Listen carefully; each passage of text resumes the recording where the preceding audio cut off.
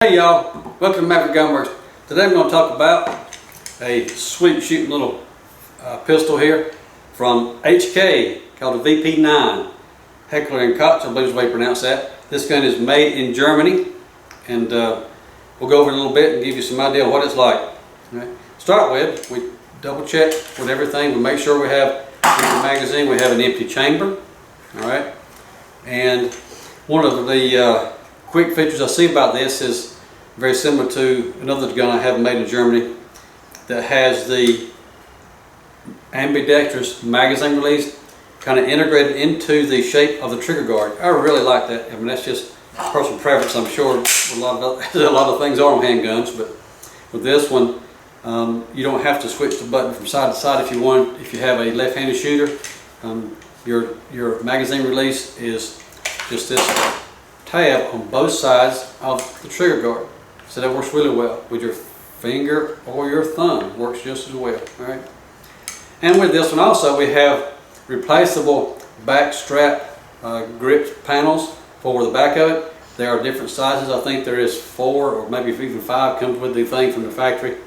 So you can customize the shape or the size of the grip, fit your hand like you want it to be. With this one we also have Tritium night sights. This gun does have night sights on it. Glow in the dark, typically guaranteed for 12 years or so. That is the half-life of it. In other words, after 12 years, it's guaranteed to still glow half as much as it does the day it was new. Okay. And then another feature, I know we have the Picatinny rail on the front of it, where you could also mount a flashlight and or laser device. So works out good for that kind of thing. And I'll tell you, just the shape of the grip fits my hand well, at least personally. I like the finger grooves here, and it a little bit of texturing, the stippling on it works well. Feels like you've got a good solid grip on it when you fire the gun. Alrighty. And that being said, we also have a good texturing for being able to wrap the slide back. So with this gun also, we have a good bit of serration here on the back and also on the front, if you choose to push it from the front. And also with that, we have little ears that kind of stick out on the side of the slide here. It gives you even extra grip or tab to hold on to for racking the slide. So it's easy to get a hold of it and pull the slide back. And the slide is no more difficult than any other 9mm. Actually, it's probably a lot easier than a lot of 9mm are, and not as easy as some. So, with that, let's take a look at how we're going to take it down and do a field strip cleaning on it. So we lock our slide back. We're going to rotate our takedown lever here. We'll rotate it down, straight down, as it fits into a little cutout on your slide. With that rotated down, we'll release our magazine, or slide button, and pull the slide forward, and just slides off the front. You don't have to fire it. You don't have to pull the trigger to fire the gun. You just slide it off after you've taken your takedown lever down in a down position. And we're going to grip our slide here. A little bit of thumb pressure forward on our recoil spring, and it is a captured recoil spring. Makes it nice. It won't jump out of your hand and get away from you. You take that out, push our barrel up a little bit, and the barrel comes out just as easy as it's supposed to be. All right. And with this, you typically do your solvent inside the barrel a little bit.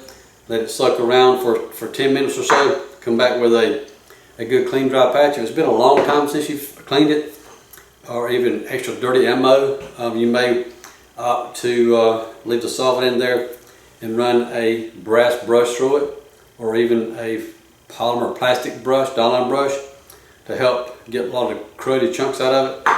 And you may have to do that several times to actually get it clean if you've been shooting it and not lubed it for a while. Okay. Same thing with our slide. We're going to do a little bit of solvent here.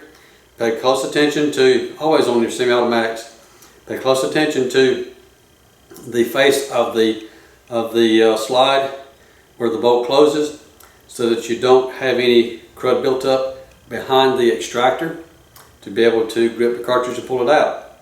All right.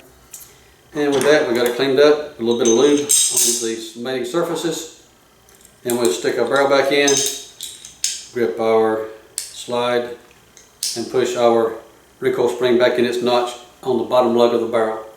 All right. And then we look at our frame internal parts. In here we want to again clean the tracks of any dirt and grit that the slide will be mating on, especially when the gun is cycling. You got to consider you've got a lot of friction possibilities on these tracks here and the track on the back of the gun. Those mate with the inside of the slide, so you want to make sure you keep those clean from any grit that can grind in there and cause premature wear. Get them clean, a little dab of lightweight oil, or even in this case we have some grease on it. Nothing wrong with that at all. Okay, and then with a little solvent around our trigger assembly and our sear assembly in the back of the gun. If you have compressed air, it's a good idea to blow that out and get the loose stuff out of it. And then just a drop or two of good synthetic oil is what I always recommend for firearms with any places that you see mechanical movement where there could be friction involved. Okay, don't take much oil. This is one of the things I've seen a lot of folks doing is to saturate the gun with oil. That don't do a whole lot for you most of the time. If it don't work, it don't work. A lot of times oil's not going to help that. It's usually dirt or a mechanical failure. All right. So anyway, and two, if you got it wet with oil a lot, it'll actually attract dirt. It'll stick to it and make it wear out quicker. All right. So anyway, a little bit goes a long ways for the most part. We line up our tracks back on our slide, pull it back, pull all the way back. I'm going to lock my slide latch in position so I have freedom to close the slide latch now, or takedown lever rather, and we can let it go. And here we are. You're ready to get back to work now. All right, let's take a look at our trigger pull gauge while we've got the gun here. We know we've got it clean, and I'll show you this, or maybe turn it this way you can see it better. As far as the reset on this trigger, we've got a fairly long take up to start out with, but once it gets to the wall where the sear is about to release, quick release on it. Gun cycles, back up a little bit to reset. And it's a good tactical. You hear a good click.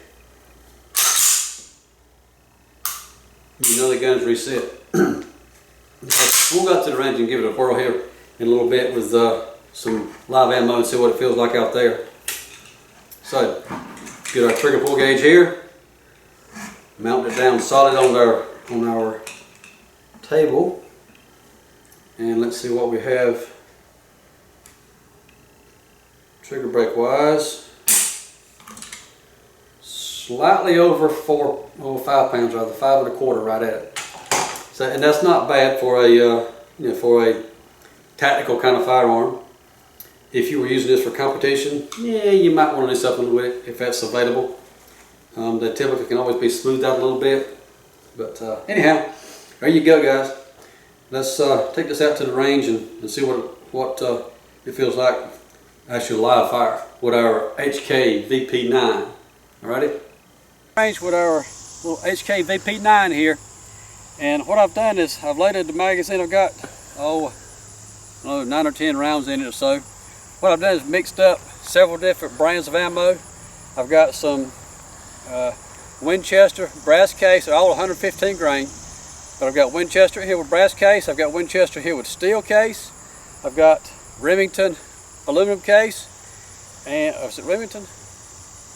And some CCI Blazer aluminum case. All right, so I got them all mixed up here. And it's kind of curious to see if this gun will eat them all, or if it's going to cause us a problem. All right, so we'll give that a shot, and also looking for accuracy too, and consistency.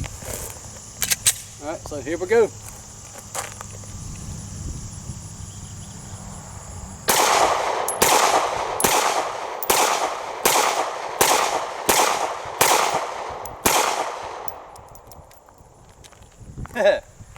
Well, that worked pretty good. It spit everything out like it's supposed to.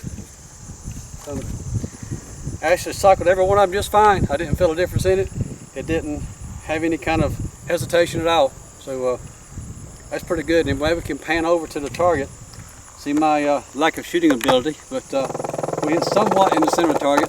I wasn't taking a real real long time to try to negotiate exact bullseyes every time, but the gun feels good. It actually really is a good grip. Fits my hand very well. So that's a keeper. I like that one. Anyhow, thanks for watching, guys, and if we help you out with something, give us a call.